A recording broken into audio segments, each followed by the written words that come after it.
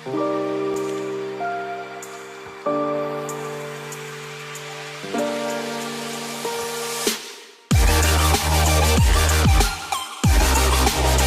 Students, I am Rahul Garg और आज हमारे साथ यूपीएससी 2021 में उन्होंने AIR 579 रैंक प्राप्त की है, हरविंदर सिंह जुड़ी है।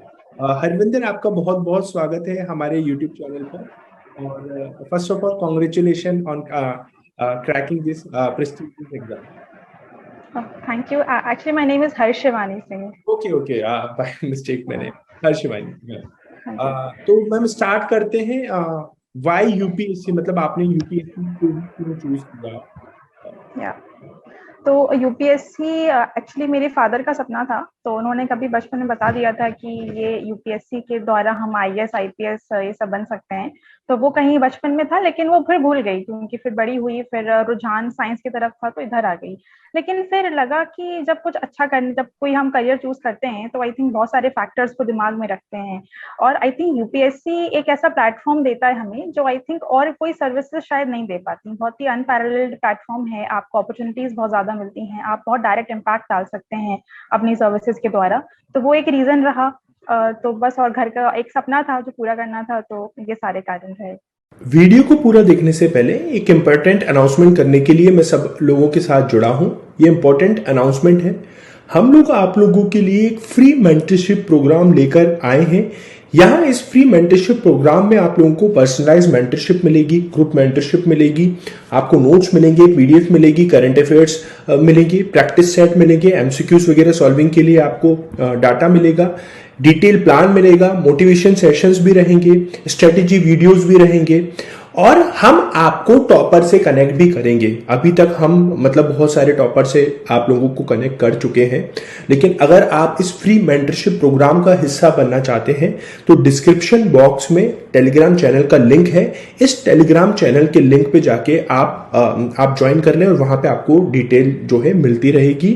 तो देरी किस बात की, आज ही ज्वाइन करें इस फ्री मेंटरशिप प्रोग्राम को, जो कि स्पेशली उन बच्चों के लिए डिजाइन किया गया है जिन लोगों को एग्जाम कैसे स्टार्ट करना है, कैसे पढ़ना है, और क्या क्या बुक लिस्ट होना चाहिए, क्या क्या रिसोर्सेज होना चाहिए, कैसे एग्जाम के प्लान बनाएं, कैसे स्ट्रेटेजी बनाएं। तो अगर आप भी सेम प्रॉब्लम फेस कर रहे हैं तो इस प्रोग्राम से आज ही जुड़े। ओके ओके मैम, मैं आपके बारे में पढ़ रहा था तो मुझे पता चला कि आपका ये थर्ड अटेम्प्ट था, राइट? हाँ तो जी। वो क्या कारण थे जिसके कारण आपका फर्स्ट और सेकंड अटेम्प्ट में प्रीलिम्स क्लियर नहीं हो पाया था? और आप स्टूडेंट्स को क्या मतलब इसके बाद सजेशन देना चाहेंगे कि वो ये मिस्टेक ना करें? जी, डेफिनेटली। तो प्रीलिम्स मेरा 2 बार क्लियर नहीं हुआ, और इसका मैं कारण मानती हूँ सबसे पहले कि ऑर्गेनाइज्ड पढ़ाई नहीं की मैंने। तो मतलब पढ़ाई तो बहुत की, मेहनत बहुत करती थी, लेकिन ऑर्गेनाइज्ड नहीं थी। जैसे कि किसी भी सब्जेक्ट की कोई फिक्स बुक्स नहीं थी, कुछ भी कहीं से भी पढ़ लिया, ये यहाँ पे मिल गया, फिर किसी ने बोला कोई नया मटेरियल मिल गया है, आ गया है मार्केट में, वो भी पढ़ लिया। फिर एंड में मॉक्स पे इतना ध्यान नहीं दिया, थोड़ा ऊपर ऊपर से 5-10 मॉक दिए और फिर चले गए। कोई स्ट्रैटेजी नहीं थी पढ़ने की, ना पेपर देने की। तो आई थिंक ये जो हैपहैज़र्ड प्रिपरेशन होती है, जो आई थिंक मेजॉरिटी बच्चों की होती है स्टार्टिंग के 1-2 सालों में, ये एक बहुत बड़ा फैक्टर रहा कि प्रीलिम्स क्लियर नहीं हो पाया। फिर आई थिंक थर्ड ईयर में बहुत ऑर्गेनाइज्ड प्रिपरेशन करी कि मतलब महीने में डिसाइड कर लिया कि इतना इतना टॉपिक खत्म करना है, इतना चैप्टर फिनिश करना है। उसके बाद एक रिवीजन की स्ट्रैटेजी बनाना कि कैसे हर एक सब्जेक्ट को एटलीस्ट 3 से 4 बार 5 बार रिवाइज करना है। मॉक्स लगाने हैं, मॉक्स पे बहुत ज्यादा फोकस करना है, क्योंकि प्रीलिम्स का अब इंटेलिजेंट गेसिंग के ऊपर बहुत ज्यादा निर्भर करने लगा है। तो अगर आप मॉक्स नहीं देंगे, केवल पढ़ते रहेंगे, तो आई थिंक हो सकता है कि आप रह जाएं, चूक जाएं।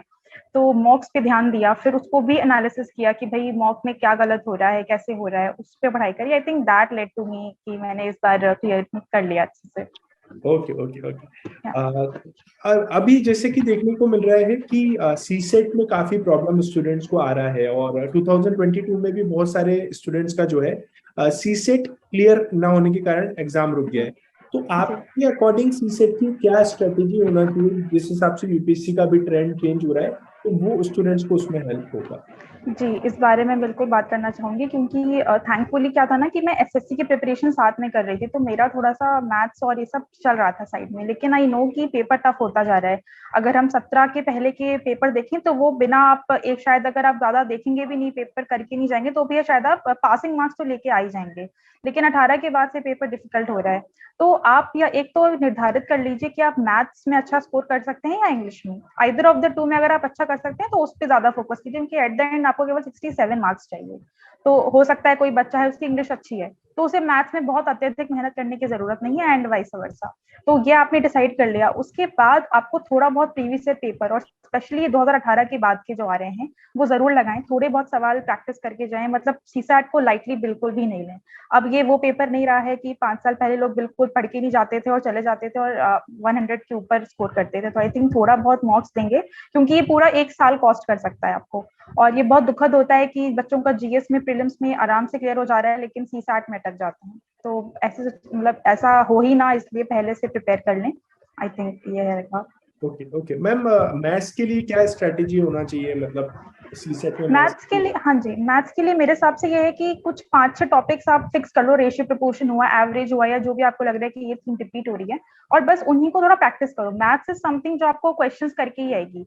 तो आप जैसे अगर आपको लगता है कि आप ज्यादा वीक हैं तो सवाल कर लीजिए किसी भी स्टैंडर्ड बुक से, जो भी आपको लगता है कि मैथ्स वगैरह के लिए, रीजनिंग के लिए ठीक है। आई थिंक कोई कोचिंग वाले भी अगर कोई क्वेश्चंस निकालते हैं तो आई थिंक वो भी अगर आप 10-15 डेली करेंगे, I think it will lead to you clearing prelims. अगर आप बिल्कुल इग्नोर करके चले जाएंगे, आई थिंक तब प्रॉब्लम स्टार्ट होती है। बस ये है। तो सीसेट के लिए मैम कितना टाइम देना चाहिए? और स्टूडेंट को ये भी एक वो रहता है भ्रम कि हमें जी सीसेट को डेली बेसिस पे पढ़ना है या वीकली बेसिस पे पढ़ना है, जी तो जी आपके अकॉर्डिंग कितने समय में एक सीसेट की तैयारी की जा सकती है?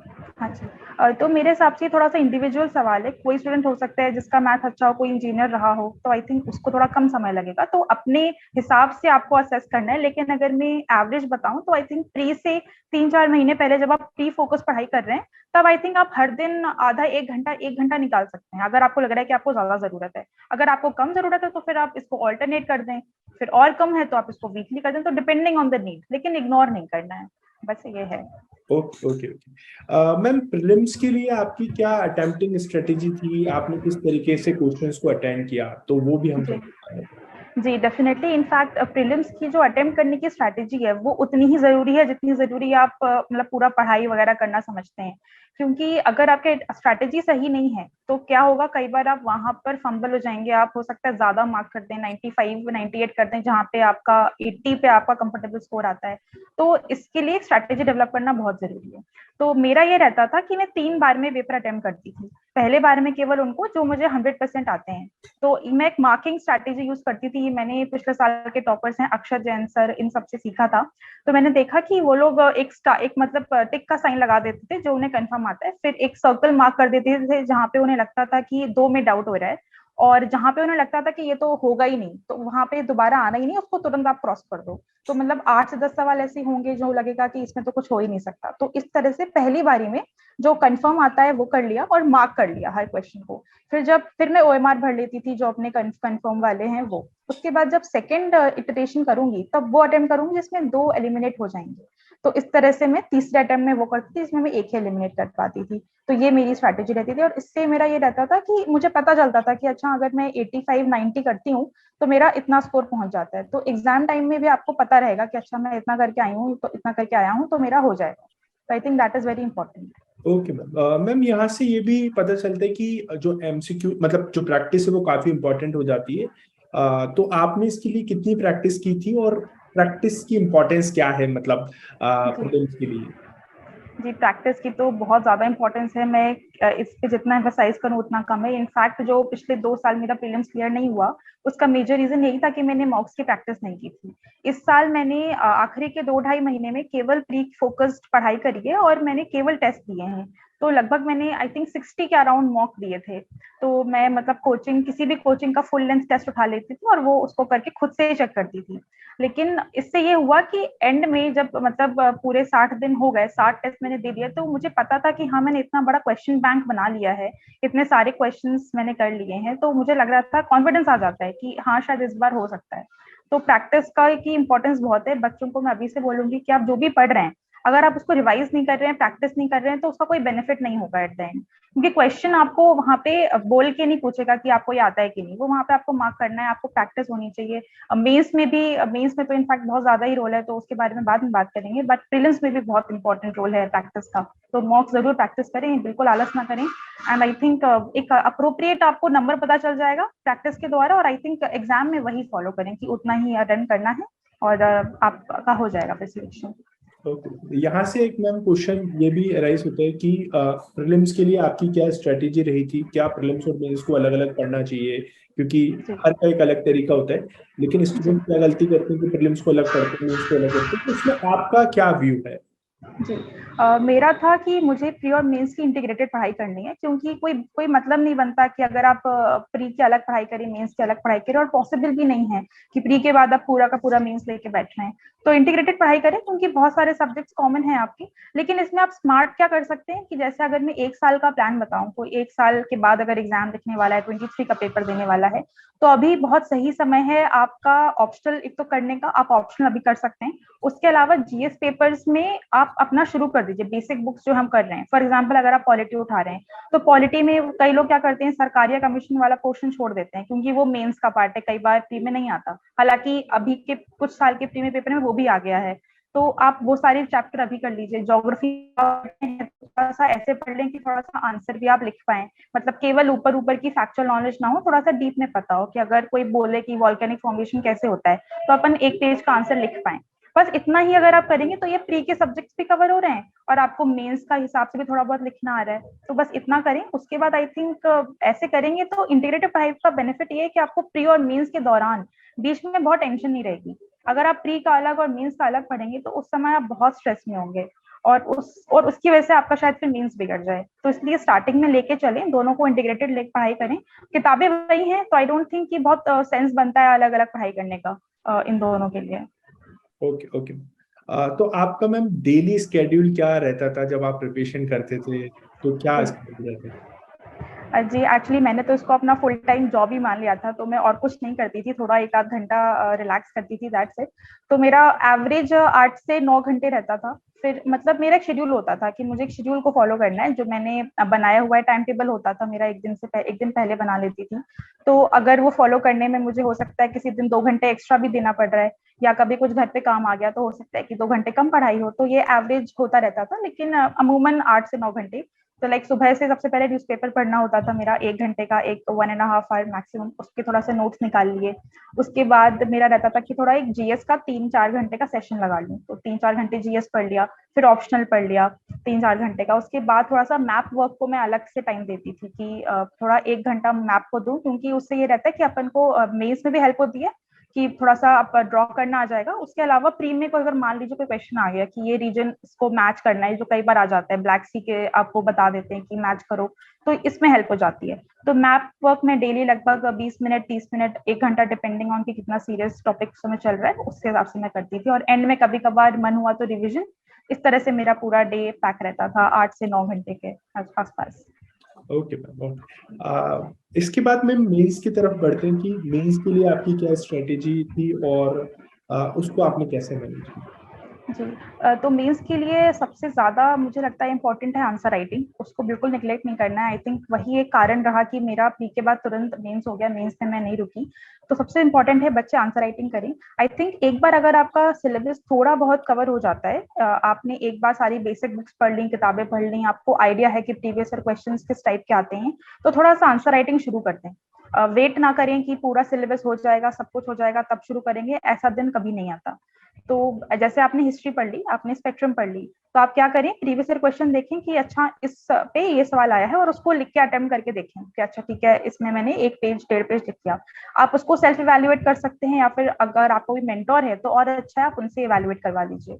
इससे क्या रहेगा, आपकी आंसर राइटिंग प्रैक्टिस होगी। स्टार्टिंग में आपको टाइम के हिसाब से नहीं चलना है कि मतलब मुझे 7 मिनट में खत्म करना है, आप आराम से आधा घंटा लेकर भी लिखें, लेकिन लिखना शुरू कीजिए।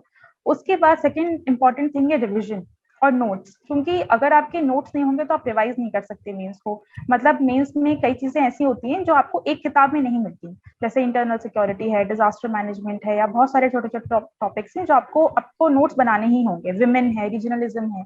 तो इस सब के नोट्स आई थिंक प्री से पहले बना लें, तो ज्यादा बेटर रहता है। और इन नोट्स को आपको फिर बार बार पढ़ना है, आपको रिवाइज करना है और आपको टेस्ट लगाना है। और इसमें सबसे इंपॉर्टेंट चीज जो होती है मेंस में कि आपको स्टैटिक को करंट से लिंक करना आना चाहिए। तो क्या होता है जब हम करंट अफेयर्स पढ़ते हैं किसी भी टॉपिक से रिलेटेड, तो आपको दिमाग में रखना है कि अच्छा ये टॉपिक यहाँ से रिलेटेड है और फिर मुझे इसको अपने नोट्स में ऐड ऑन करना है। अगर हम वुमेन का नोट बना रहे हैं फॉर एग्जाम्पल, तो थोड़ा बहुत उसमें आप स्टैटिक के बारे में लिखेंगे, लेकिन एंड में फिर आप थोड़ा सा उसमें डायनामिक अप्रोच भी डालिए कि अच्छा अभी वुमेन से रिलेटेड ये है, कोई एग्जाम्पल डाल सकते हैं। तो इस तरह की चीजें जो होती हैं ये वैल्यू ऐड करती हैं मेंस में। और तो ये सब आई थिंक करेंगे तो मेंस, आई थिंक मेंस में फिर भी ये है कि आप मेहनत करेंगे तो आपको मेहनत के हिसाब से मार्क्स दिख सकते हैं। बाकी स्टेजेस में थोड़ा I think element of luck ज्यादा है यूपीएससी में, लेकिन मेंस में आप अपनी मेहनत पे थोड़ा निर्भर कर सकते हैं। तो इसलिए मेहनत की खूब मेहनत करें जम के इसमें। और आई थिंक अगर आप रिविजन करेंगे और आप आंसर राइटिंग करेंगे तो I think no one can stop you from clearing mains. Okay okay. Ma'am आपके साथ भी ऐसा एक्सपीरियंस रहा होगा कि आपको भी कभी कभी प्रेशर फील होता होगा, स्ट्रेस होता होगा, तो आपने उस चीज को कैसे मैनेज किया? जी बिल्कुल, स्ट्रेस तो बहुत होता था। जब 2 बार प्री नहीं हुआ तो लगता था कि हम तो रेस में ही नहीं घुस पा रहे हैं, तो फिर कैसे ही होगा मतलब। तो आई थिंक उस समय ये याद करना चाहिए कि आप इस परीक्षा में क्यों उतरे। जब आप मतलब अन्य किसी भी करियर में जा सकते थे, तो आपने क्यों सोचा कि भाई यूपीएससी करना है। तो वो जो आपका वाई है वो आप याद करें। फिर आप थोड़ा सोचें कि अगर आप इतना आगे बढ़ चुके हैं तो आप पीछे हटने का मतलब नहीं है ना। और अगर आप ऑनेस्ट मेहनत कर रहे हैं, आई थिंक सफलता हो सकता है कि देर से मिले, लेकिन मिलेगी जरूर। लेकिन इसमें मैं ये जरूर बोलूंगी कि कई बच्चे अंधे होकर के मेहनत करते हैं, आई थिंक वो नहीं करना चाहिए। आपको खुद को असेस करना है। अगर आप कुछ गलत कर रहे हैं, अगर आपका 4-5 बार में प्री नहीं क्लियर हो रहा है, तो आई थिंक थोड़ा सा जरूरी है कि आप थोड़ा खुद को असेस करें कि कहाँ गलती हो रही है। आप वही चीज बार बार करेंगे और फिर सोचेंगे कि मुझे रिजल्ट अलग क्यों नहीं मिल रहा है। आई थिंक वो है कि आप खुद को भ्रम में रख रहे हैं, तो वो ना करें। और अगर आपको कोई भी किसी भी तरीका स्ट्रेस है, तो आई थिंक अपने परिवारजन से बात करें, किसी फ्रेंड से बात करें जो आपको थोड़ा बहुत थोड़ा कूल डाउन कर दे। और इसके अलावा आई थिंक हॉबीज थोड़ा सा हेल्प करती हैं। जैसे मेरी हॉबी थी कि मैं मूवीज और वेब सीरीज बहुत देखती हूँ, तो जब भी बहुत स्ट्रेस होता था तो एक कोई मूवी देख ली थोड़ी सी 2 घंटे की, तो बस इससे मूड फ्रेश हो जाता है। तो आई थिंक ये सब करते रहना चाहिए। आपको अपना भी मतलब जो सोशल एस्पेक्ट होता है किसी भी ह्यूमन बीइंग का, वो कम्प्लीटली एलिमिनेट नहीं करना चाहिए। आप सोशल मीडिया से जरूर दूर रहें, लेकिन सोशल फिर भी रहें मेरे हिसाब से। मैम यही से क्वेश्चन ये आता है कि आपने जो है मतलब आप बता रहे थे कि अभी इस सेशन में कि कैसे मतलब प्रीवियस ईयर क्वेश्चंस का एनालिसिस जरूरी है। तो क्या आप डिटेल में बता सकते हैं कि जो बिगिनर्स हैं कैसे उनको प्रीवियस ईयर क्वेश्चंस का एनालिसिस करना चाहिए? क्योंकि ये क्वेश्चन काफी स्टूडेंट्स के आते हैं लेकिन उनको एक एग्जैक्ट आंसर नहीं मिल पाता है, डिटेल आंसर नहीं मिल पाता है। तो प्लीज आप इसको जी, तो इसमें सबसे पहले ये है कि आपको सबसे पहले सिलेबस देखना है यूपीएससी का। आपने सिलेबस देखा कि अच्छा अगर मैं मेंस की बात करूं तो लेट्स से उसमें हिस्ट्री लिखा हुआ है और या उसमें वुमेन लिखा है, रीजनलिज्म लिखा है, ये जीएस 1 का टॉपिक है। अब आपने खोला प्रीवियस ईयर क्वेश्चंस, अब आप देखोगे कि रीजनलिज्म से सवाल हर साल लगभग लगभग आता है किसी ना किसी फॉर्म में। अब आपने ये एनालाइज किया कि अच्छा अगर मैं ये टॉपिक कर लेता हूँ तो मेरा ये 10-15-20 मार्क का कंफर्म है कि हो जाएगा, ये एनालिसिस होता है। अब उसमें भी आपको ना थीम्स पता चलेंगे कि थीम्स रिपीट होती हैं as it is. For example अगर मैं कहूँ पेपर 2 में, तो एनजीओ एसएचजी से एक सवाल कंफर्म है कि आएगा ही आएगा, कंफर्म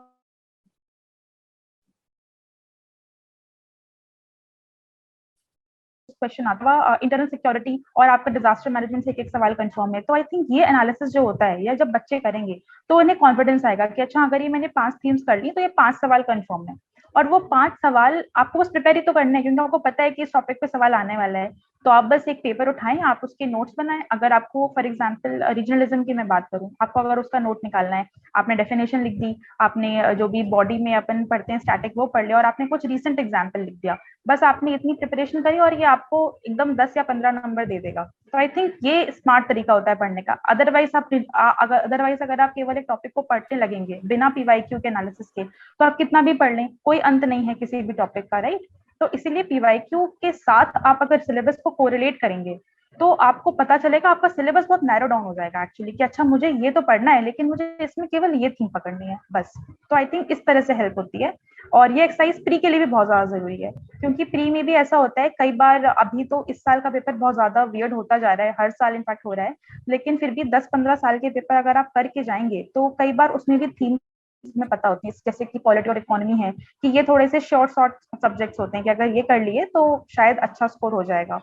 इस तरह से आपको थीम पकड़नी है कि अच्छा इसमें ये इंपॉर्टेंट है, इस टॉपिक से ये इंपॉर्टेंट होता है, तो ये आपको एनालिसिस करना है। तो जब भी आप प्रिपरेशन करने बैठे, स्टार्ट करें, हमेशा सिलेबस उठाएं, पीवाईक्यू उठाएं किसी भी सब्जेक्ट का। अगर आप हिस्ट्री उठा रहे हैं तो हिस्ट्री का सिलेबस उठाया, हिस्ट्री का पीवाईक्यू उठाया, और फिर देखा कि अच्छा इस टॉपिक से ये आ रहा है तो मुझे यहाँ पे ज्यादा फोकस करना है। इस तरह से आप पढ़ाई करेंगे तो आपकी पढ़ाई थोड़ी सी नैरो भी हो जाएगी, कम हो जाएगी, मेहनत कम लगेगी और आउटपुट ज्यादा निकलेगा। Okay ma'am. मैम बहुत मतलब स्टूडेंट्स के कुछ क्वेश्चंस भी आ रहे हैं, तो वो मैं जी वो भी आपके सामने रख देता हूँ। जी। एक क्वेश्चन है कि आपकी बुक लिस्ट क्या थी एनसीईआरटी के लिए? हाँ, तो सबसे पहले हिस्ट्री के लिए मेरा यह था कि मैंने 6, 7, 8, 9 बस ये मैंने 4 किताबें पढ़ी थी। इसके अलावा मैंने 11th, 10th, 11th, 12th की नहीं पढ़ी थी क्योंकि मैंने बिपिन चंद्रा पढ़ ली थी। तो आई थिंक वो मोर देन इनफ है, आप इधर और कर सकते हैं। और अगर एंशिएंट और मिडिवल की बात करूं तो मैंने तमिलनाडु की एनसीईआरटी पढ़ी थी। मुझे लगता है कि वो काफी क्रिस्प किताब है, बहुत ही थोड़े में उसमें बहुत कुछ लिखा है। उसके अलावा जो 6th और 7th की एनसीईआरटी की मैंने बात करी वो भी एंशिएंट और मिडिवल से डील करती हैं। तो इस तरह से आप करें।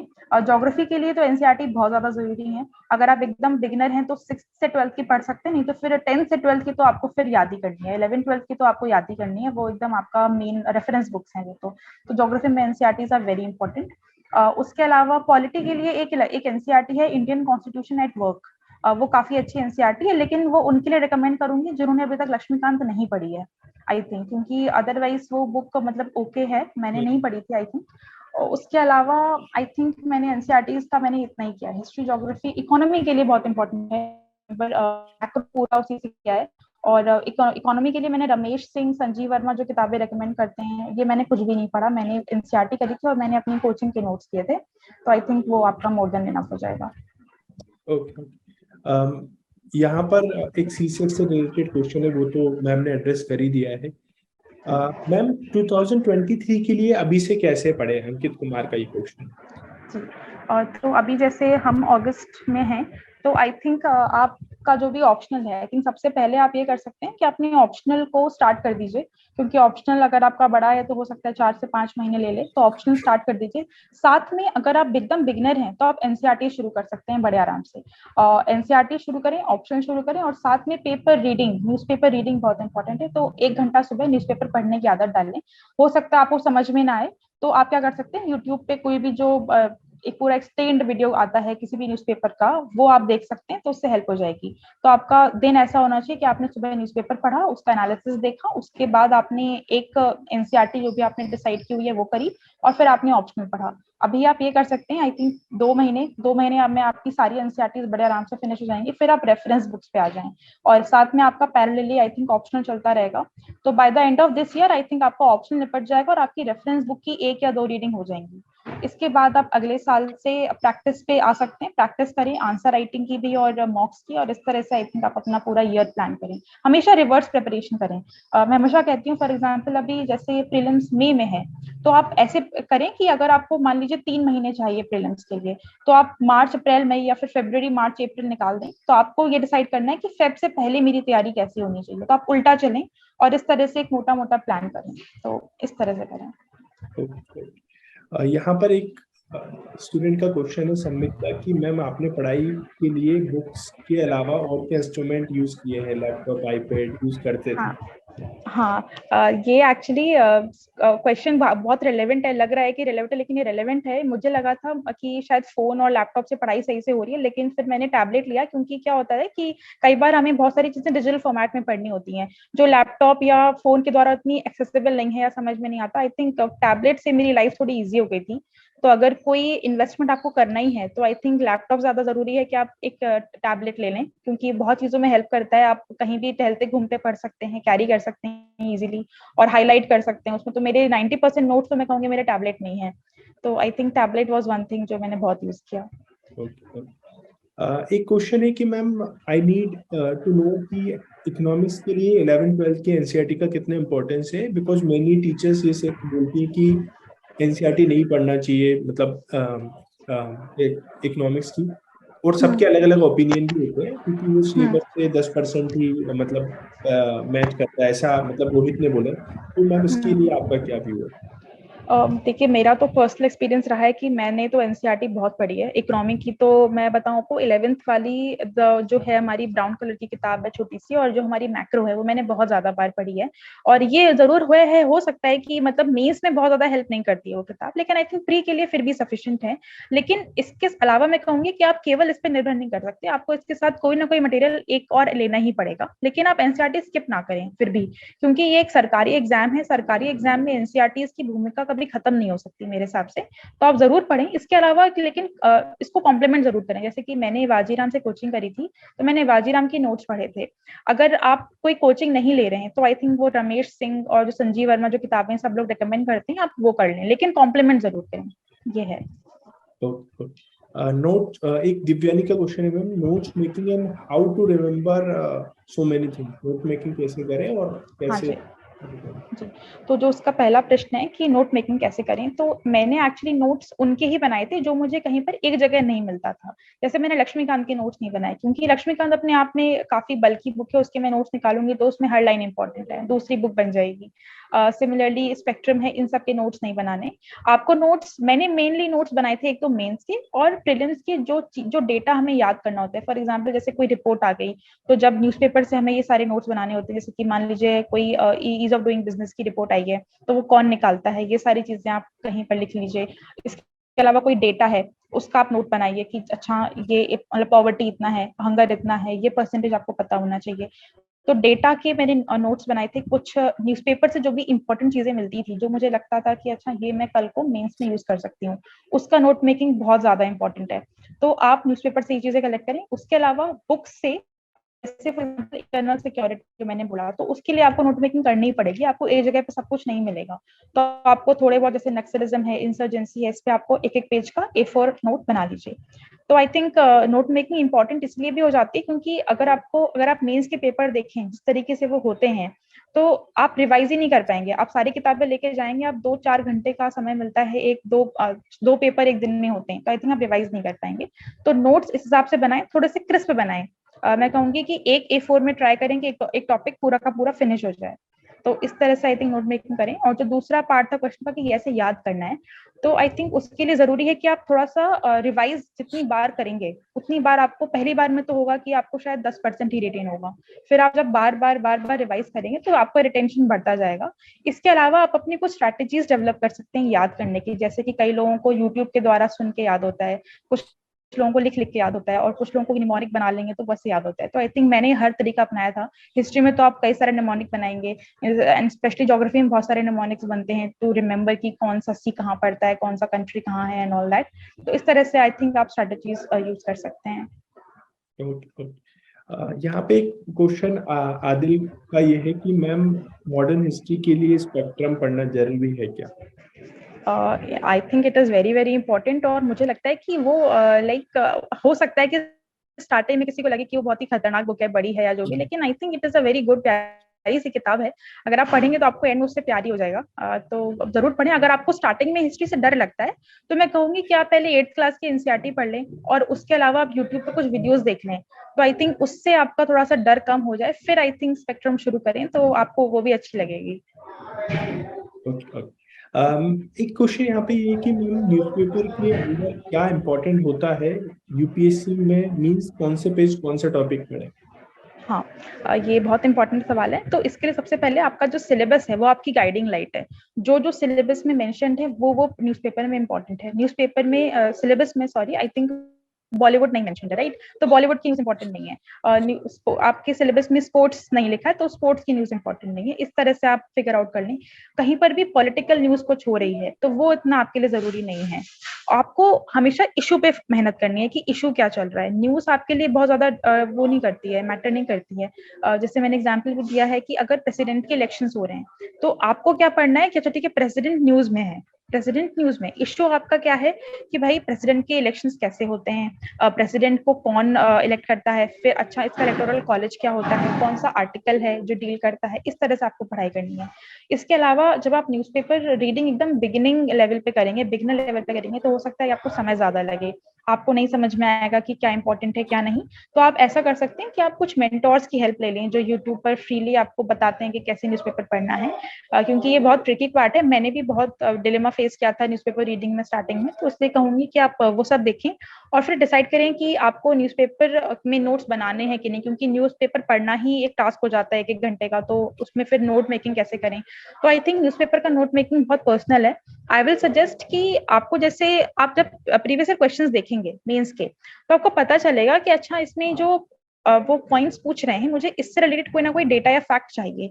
तो आप क्या करें, जब आप प्रीवियस क्वेश्चन और सिलेबस देख लें, फिर जब आप न्यूज़पेपर पे जाएंगे तो आपको पता चलेगा कि इसमें से क्या मैं उठा सकता हूँ। अनलेस एंड अनटिल आपने सिलेबस और प्रीवियस क्वेश्चंस नहीं देखा है, तब तक अगर आप उसके बिना अगर आप न्यूज़पेपर पढ़ रहे हैं, तो आई थिंक आप यही गलती करेंगे कि आप हो सकता है कुछ ज्यादा पढ़ लें या फिर आप कुछ इंपॉर्टेंट चीजें मिस कर दें। तो हमेशा सिलेबस और पीवाईक्यू के बाद न्यूज़पेपर पे जाएं। पॉलिटिकल न्यूज को अवॉइड करना है कंप्लीटली, उसमें डिस्कशन डिबेट में नहीं जाना है। एडिटोरियल ज्यादा इंपॉर्टेंट हो जाते हैं, क्योंकि एडिटोरियल में व्यूज या ओपिनियंस होते हैं और उसमें एक किसी भी इशू को वो लोग होलिस्टिकली एड्रेस करते हैं, उसमें वो कई सारे डायमेंशन देखेंगे। तो एडिटोरियल का पेज जरूर पढ़ना है। स्टार्टिंग में हो सकता है समझ में ना आए, लेकिन आप थोड़ा सा बेयर करें उसके साथ, भाषा के साथ, आई थिंक कुछ टाइम में समझ में आने लगेगा।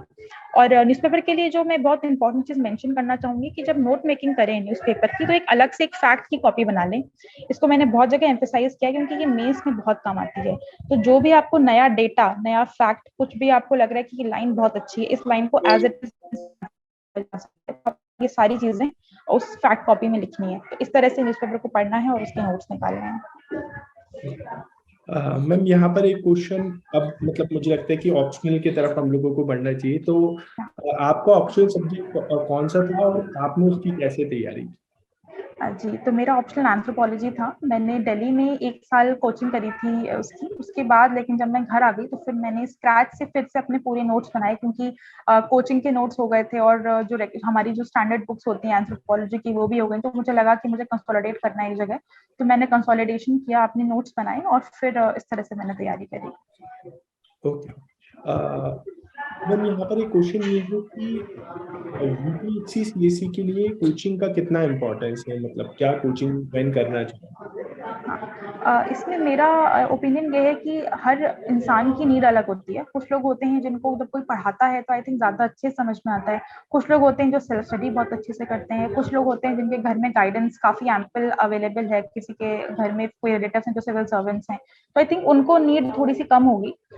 लेकिन अगर आप उस जोन से आते हैं जिसमें आपको लगता है कि मैं बिल्कुल ही, मुझे कोई पढ़ा दे तो मुझे ज्यादा अच्छे समझ में आएगा, और कोचिंग से देखिए दिशा तो जरूर मिलती है, ये डेफिनेटली मैं कहूंगी कि आपको दिशा या डायरेक्शन मिल जाएगी।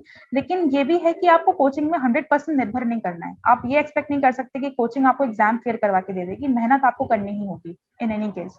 तो बस ये माइंड में क्लियर रखें कि अच्छा मुझे दिशा मिल रही है लेकिन मेहनत मुझे करनी है।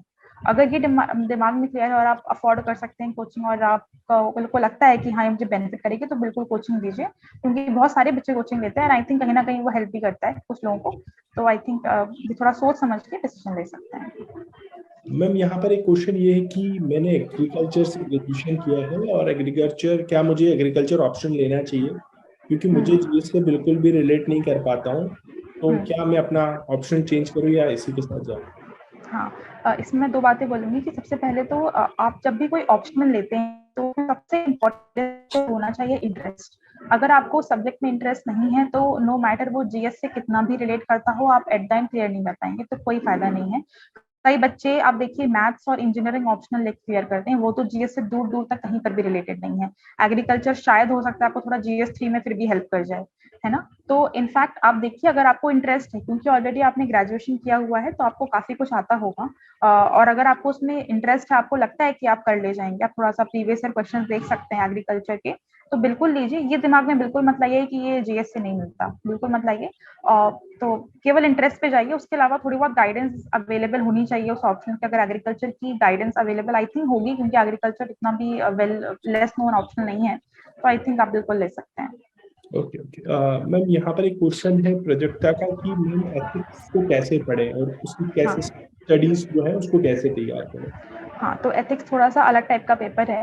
एथिक्स में सबसे पहले हमें कुछ थ्योरीज और ये सब पढ़नी होती हैं, कुछ थिंकर्स के बारे में पढ़ना होता है। तो उसमें आप एक तो माइकल सैंडल के मैं लेक्चर्स रेकमेंड करूंगी हाईली। वो अंग्रेजी में है लेकिन वो बहुत ही अच्छे लेक्चर्स हैं, आप उन्हें घूमते टहलते सुन सकते हैं, वो आपको थोड़ा सा हेल्प करेंगे। उसके अलावा आप कोई भी एक स्टैंडर्ड बुक उठा लीजिए, किसी की भी, फॉर एग्जाम्पल लेक्सिकन है, एक मोदित जैन सर की डिकोड एथिक्स करके किताब है, तो आप कोई भी एक स्टैंडर्ड किताब उठा लीजिए या फिर कोचिंग के नोट उठा लीजिए, आप उनको एक बार पढ़ लें। उसके अलावा आपको कुछ नोट मेकिंग एथिक्स में करनी ही पड़ेगी। फॉर एग्जाम्पल कुछ वैल्यूज हैं जो सिलेबस में मेंशन्ड हैं, जैसे कि ऑनेस्टी हो गया, इंटेग्रिटी हो गया, या फिर ट्रुथफुलनेस हो गया। तो आपको क्या करना है, आप पेपर लीजिए, इसमें हर एक वैल्यू की अपनी डेफिनेशन लिखिए। इसके अलावा आपको एग्जाम्पल लिखना है कोई ग्रेट पर्सनालिटी का, लेट्स से लाल बहादुर शास्त्री जी ने किया था, महात्मा गांधी जी ने किया था, या फिर किसी ने अपनी लाइफ में कब वो वैल्यू दिखाई है। आप इनफैक्ट आप गीता का, रामायण का जो रिलीजियस टेक्स्ट है उनका भी आप इसमें जिक्र कर सकते हैं, कोई इशू नहीं है। इसके साथ अपनी पर्सनल लाइफ का अगर आप दे पाए तो आई थिंक वो थोड़ा चेरी ऑन द केक हो जाता है कि आपने अपनी लाइफ में कब इंटेग्रिटी दिखाई, कब ऑनेस्टी दिखाई। तो इस तरह से वो 10-15 वैल्यूज हैं, उनका आप 4-5 पेजेस में बड़ी इजीली एक्सरसाइज कर सकते हैं। ये करें। इसके बाद आता है कि आपको केस स्टडी सॉल्व करना आना चाहिए। तो एथिक्स में आप प्रीवियस ईयर क्वेश्चंस देखें और उसमें थोड़ा सा टेस्ट पेपर्स की सहायता से आप देखेंगे केस स्टडी को अप्रोच कैसे करते हैं। तो जब भी आप टेस्ट सीरीज लेंगे, फॉर एग्जांपल मेंस की, जब आप लिखेंगे आंसर्स, तो वहां पे वो मॉडल आंसर्स देते हैं, तब आप देखेंगे कि किसी भी एथिक्स की केस स्टडी को बिगिन कैसे करते हैं, कैसे उसके बारे में सोचा जाता है कि कैसे हम किसी भी केस स्टडी में राइट आंसर तक पहुंचे।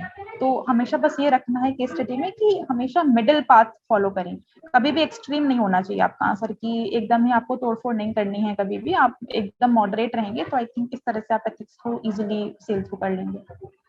ओके, यहाँ पर रोहित का एक मैम क्वेश्चन है कि इकोनॉमिक्स की एनसीईआरटी समझने में उनको दिक्कत हो रही है, क्योंकि इनका शायद पहले भी एनसीईआरटी से रिलेटेड ही था, तो उनको क्या करना चाहिए, कौन सी बुक में अंडरस्टैंड कर सकते हैं? अगर एनसीईआरटी पढ़ने में दिक्कत हो रही है तो आपको फॉर एग्जांपल कोई अगर एक कॉन्सेप्ट है जो समझ में नहीं आ रहा है, तो आप उस कॉन्सेप्ट को इन्वेस्टोपीडिया है, गूगल है या यूट्यूब है, इन सब पे आप सर्च कर सकते हैं। या फिर अगर आपका कोई ग्रुप है उसके द्वारा आप पता कर सकते हैं, क्योंकि एनसीईआरटी में ऐसा कुछ बहुत टफ तो नहीं होगा, कुछ टॉपिक हो सकते हैं जो आपको समझ में ना आ रहे हो, तो आई थिंक आप किसी की हेल्प ले लें, क्योंकि वो करना तो जरूरी है। तो आई सजेस्ट कि थोड़ा यूट्यूब पे भी आजकल बहुत लोग हैं जो एनसीईआरटी की समरीज के वीडियोस डालने लगे हैं, तो आई थिंक आप उनकी हेल्प ले सकते तो हैं। काफी क्रैश कोर्सेज वगैरह भी अवेलेबल हाँ रहते हाँ। हैं, तो वो भी जी जी। चीज। इसके अलावा मैम एक और क्वेश्चन ये है कि ऐसे राइटिंग के लिए क्या करना चाहिए, क्योंकि ऐसे का भी हाँ 2021 में देखने को मिला, ट्रेंड बिल्कुल ही जी बदल गया, तो उसको जी कैसे जी। हैंडल करें? जी, एस्से राइटिंग का क्या है कि इसके लिए सबसे पहले आपका जीएस कंप्लीट होना बहुत जरूरी है। अगर आपका जीएस कंप्लीट नहीं होगा तो आई थिंक आप एस्से की प्रिपरेशन कर ही नहीं सकते। तो आपका जीएस जब थोड़ा सा हो जाए उसके बाद आपको ये देखना है कि एस्से को स्टार्ट करना है, बॉडी लिखनी है, एंड करना है, तो ये कैसे करना है।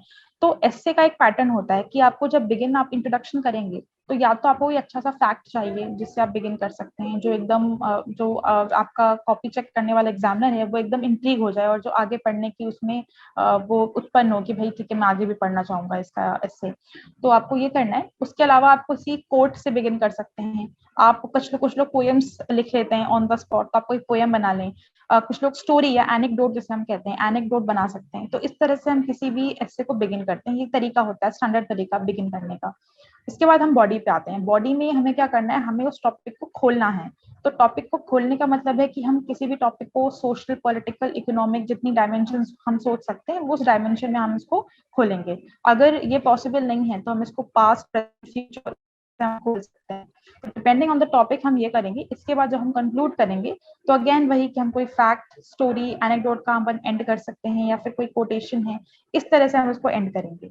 तो एसए के लिए जरूरी है सबसे पहले आप जीएस की प्रिपरेशन करें। उसके बाद कुछ 10 से 12 या 15 मैक्सिमम थीम्स डिसाइड कर लें, क्योंकि कुछ थीम्स होती हैं जो रिपीट होती हैं। जैसे आजकल जो फिलोसॉफिकल टॉपिक्स आ गए हैं उनकी तो बहुत ज्यादा प्रिपरेशन देखिए नहीं की जा सकती, आप उसको थोड़ा बहुत लिख के देख सकते हैं, लेकिन आप कितने कोर्स प्रिपेयर कर लेंगे। लेकिन जो नॉर्मल टॉपिक्स आते थे आपको उसको इग्नोर ना करें, जैसे कि विमेन है, पॉवर्टी है, या साइंस है, साइंस टेक्नोलॉजी है। तो आई थिंक ये स्टैंडर्ड जो टॉपिक्स हैं इनको आप थोड़ा प्रिपेयर कर लें। प्रिपेयर करने से मेरा मतलब है कि इनका इंट्रोडक्शन और कंक्लूजन ये आपको पता होना चाहिए कि आप क्या लिखने वाले हैं। अगर आपने इतना कर लिया तो बॉडी तो आपकी जीएस की नॉलेज से आप बना ही लेंगे। तो आई थिंक ये ऐसे आपको ऐसे को डील करना है। मैम यहाँ पर रोहित का एक क्वेश्चन है, जैसे आपने बताया था कि टैबलेट के थ्रू नोट बनाना चाहिए, तो हाँ। क्योंकि ये बोल इनका ये सोचना है कि टैबलेट पे बना मतलब इजी नहीं है, क्योंकि इसमें टाइप वगैरह कैसे करेंगे, तो इसमें मतलब आपका अच्छा अच्छा। आपने कैसे। एक्चुअली हाँ जी, एक्चुअली मैंने ये जो यूज किया था ये सैमसंग का S6 वाला टैबलेट था, तो इसमें पेंसिल मिलती है, तो मैंने पेंसिल से अपने जैसे हम लोग पेपर पे लिखते हैं वैसे करके नोट्स बनाए थे। तो अगर आप इसमें इन्वेस्ट कर सकते हैं तो आप इसमें इन्वेस्ट कर लें, ये आपको आई थिंक लैपटॉप के इससे थोड़ा सस्ता ही पड़ेगा। अगर आप नहीं करना चाहते तो अपना जो स्टैंडर्ड पेन पेपर मोड है वो भी बेस्ट है, तो आई थिंक इससे बहुत ज्यादा डिफरेंस नहीं पड़ता है। यस। लेकिन बस वही है। ओके मैम, लास्ट जो टिप या कुछ स्ट्रेटेजी आप शेयर करना चाहते हैं, लास्ट पार्टिंग मैसेज स्टूडेंट्स की। जी, तो मैसेज मेरा ये रहेगा सबसे पहले कि आप इस प्रिपरेशन में क्यों आए हैं, और वो जो आपका क्यों है वो बहुत स्ट्रांग होना चाहिए। कई लोगों को मैं देखती हूँ कि केवल इसके ग्लैमर से अट्रैक्ट होके आ जाते हैं, तो आई थिंक केवल ग्लैमर से अट्रैक्ट होके ना आए। अगर आप वाकई में कुछ करना चाहते हैं, आपका वाई अगर बहुत स्ट्रांग होगा, तो आई थिंक आप इस प्रिपरेशन के स्ट्रेस को झेल लेंगे और इसको सस्टेन कर पाएंगे। तो आपका वाई बहुत ज्यादा स्ट्रांग हो, ये बहुत इंपॉर्टेंट है। उसके अलावा प्रिपरेशन में देखिए उतार चढ़ाव आने ही आने हैं, तो आपको हताश नहीं होना है। कभी कभी हो सकता है आप असफल भी होंगे, आपके नंबर कम आएंगे, कभी कभी पढ़ाई में मन नहीं लगेगा, कंसिस्टेंसी नहीं आएगी, तो ये तमाम दिक्कतें आती हैं जो हर एस्पिरेंट फेस करता है। तो बस आपको ये करना है कि लगे रहना है, हताश नहीं होना है। कभी अगर कुछ असफलता आती है तो बैठ के असेस करना है कि कहाँ गलती हुई और दोबारा शुरू हो जाना है। आई थिंक अगर आप ये करेंगे और मेहनत करेंगे, सच्चे मन से मेहनत करेंगे, तो आई थिंक ऐसा कोई एग्जाम नहीं है जो आप क्लियर नहीं कर सकते।